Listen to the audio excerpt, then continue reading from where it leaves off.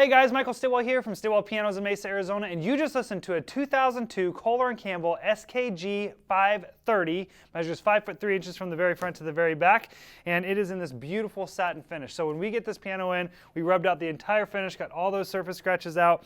Now, satin pianos are actually sprayed gloss, just like this piano, and then hand rubbed out with steel wool. So that's what we did. There's some that were a little deeper. You can still see like kind of like a hint of a scar in there, but I'm talking very, very, very minor, and you got to have a really bright light on them.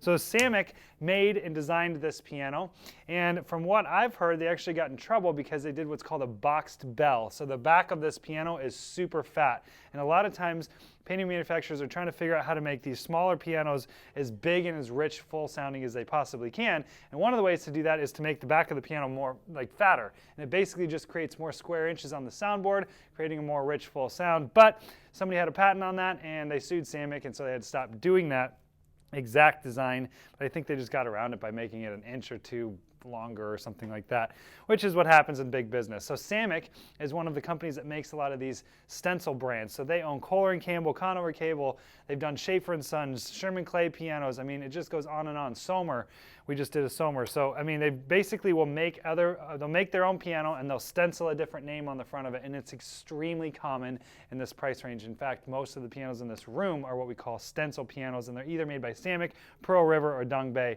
and now Parsons too. But this one is in really, really good shape. Another thing I really like about this piano is it's single strung. So a lot of times in pianos, the string goes from the tuning pin all the way to the back, loops around a hitch pin, and comes back. So if you tighten one side, the other side will move as well. And that's how pretty much 95% of pianos are. This particular piano is called single strung. So it goes to the back of the piano and it gets tied off. So the tuning stability is a little bit better. Not in the beginning. In the beginning, it's actually a little bit worse because those knots are tightening up.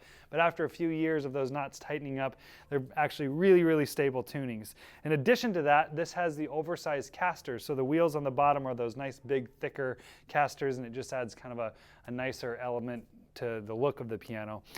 Guys, if you have any questions about this particular piano, always feel free to shoot us an email at michael@stillwellpianos.com. Thanks for watching, guys.